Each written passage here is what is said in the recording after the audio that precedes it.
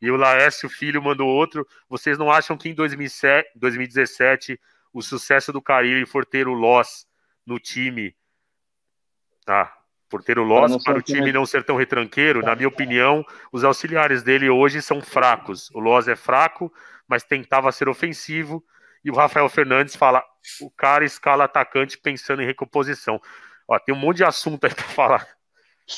Não só sobre essa parada do Laércio, teve alguns programas atrás, eu acho que estava eu e o Belo, se eu não me engano, eu e o Marco, eu acho que estava só eu e ele, depois a gente fez uma entrevista, falou justamente sobre isso. O Loss, ele batia muito de frente com o Carille.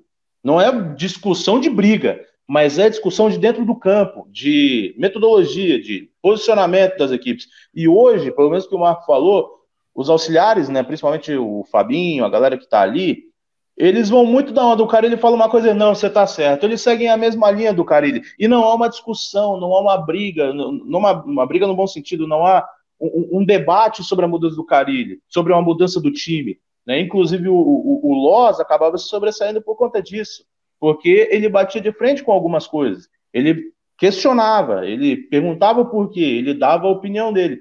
E às vezes isso é. Às vezes não, eu acho que isso é muito importante. Porque se você vive numa bolha onde você fala e todo mundo, não, você está certo. Não, eu acho que você está certo. Não, você tá correto. O cara nunca vai saber quando ele está errado, não, porque ninguém vai falar. E na época do Loss, ele pelo menos dava uma cutucada. Pelo menos ele falava, não, a minha posição é essa e essa. E eu acho que esse acaba sendo não um problema, mas um questionamento, ou algum problema. Também você não ter ninguém que te cutuca, que chega e falou, tá errado isso aí, mano. Eu acho que a saída é por aqui, por aqui. Eu acho que a parada é aqui. Vocês não veem isso também? Vocês não acham que às vezes é bom ter uma discussão como essa, ter um debate como esse? Porque senão a gente vai andar, a gente não, né? O Corinthians vai andar só no mesmo caminho, vai andar só na mesma alçada, e toda semana a gente vai vir aqui para falar da mesma coisa. Manda aí, Turco. Eu concordo. É assim. Muita gente falava que o Loz, inclusive, treinava o ataque enquanto o Carille treinava a defesa, né? Sempre teve essa discussão. Eu cheguei quando que eu falei, acho que foi após a derrota no primeiro jogo, eu falei sobre isso, eu falei, na minha visão, eu acho que o Corinthians, para não demitir o técnico, deveria contratar um auxiliar bom, um auxiliar que faça esse trabalho que o André está falando, esse trabalho de questionar, pô, não é bem por aí, já pensou nisso aqui, já pensou em outra coisa. É esse negócio, não é discussão, eu mando, você manda, é discussão para crescer, né?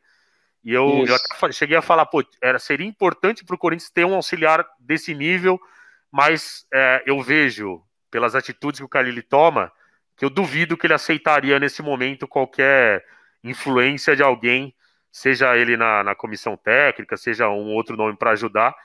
Então acho que essa discussão está perdida. Mas eu concordo com você, acho que está faltando mostrarem a realidade para o Carille. O Carille não quer ver uma realidade, o Carille está se apoiando em títulos. Muita gente vai falar assim, mas título é o que importa. Eu concordo que título importa. Só que quando você passa um ano inteiro, você está em setembro, um elenco que o Corinthians tem não mostra evolução alguma, o Corinthians tem a mesma jogada, o mesmo esquema, os mesmos jogadores. O Ranieri falou bem. Ontem, quando você perde, até falei, você fica puto, né? Mas é que você começa a tentar tirar algumas informações importantes do jogo, né? Aí eu falei, pô, uma informação que eu gostei foi o Corinthians teve uma postura diferente. Foi obrigação, mas teve uma postura diferente, pelo menos. E uma segunda era, Love e Bocelli deram certo. Foi muito boa essa dupla, principalmente quando o Love ficou atrás do Bocelli ali, foi um negócio muito interessante. O Bocelli fez o gol com o passe do Love, logo na sequência o Bocelli podia ter feito outro gol se a bola não desse uma picada no campo, ela pingou para cima, ele chutou, saiu. E aí o treinador chega na coletiva, você espera ele falar, pô, gostei, né? Gostei dessa tática, né, que eu utilizei, não. Aí ele fala, deixa claro que não vou utilizar, não gosto. Então ele não gosta do que dá certo. Não tem como, cara, você ficar com o Bocelli no banco, seja o Gustavo, seja o Love. Quando você tem muito atacante, quando não tinha, tudo bem, mas você tem como tentar um 4-4-2 com 2 enfiado, você pode ter alternativas, mas isso a gente não vê nem querer fazer. E quando faz e vê que dá certo, não quer mais fazer. Então eu não consigo entender. E ainda em cima disso, Turco, a gente falou o 4-4-2 quadrado, né, que no Brasil foi muito utilizado nos anos 90, 2000. O Luxemburgo, particularmente, ele gostava muito desse esquema, que hoje em dia está até em desuso, mas tem outras alternativas. Você pega, por exemplo, o Danilo Avelar, ele é um lateral que ele acrescenta muito pouco ofensivamente. Na construção ele não participa.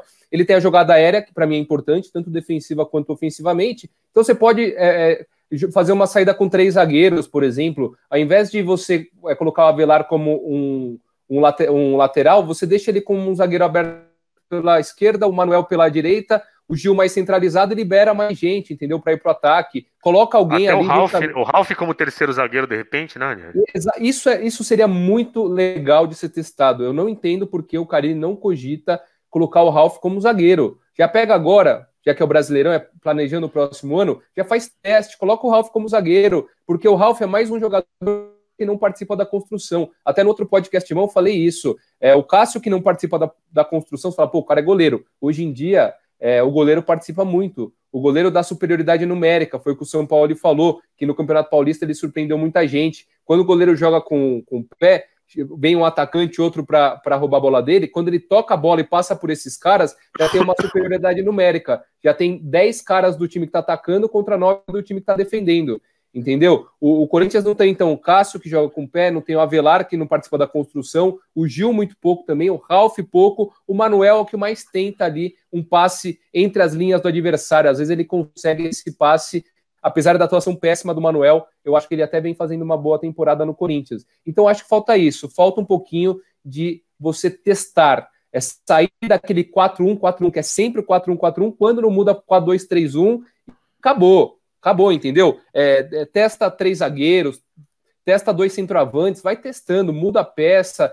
Quando estiver encaixando, você não precisa mais mudar, entendeu? Até porque, se você não se recicla, você fica manjado, isso é óbvio, entendeu? Você tem que estar sempre buscando novas alternativas. Agora, em relação ao Carille, o que falta para ele, e aí vocês vão pegar e pode ir nas coletivas dele, é assumir mais que o time está mal e que ele tem parcela nisso.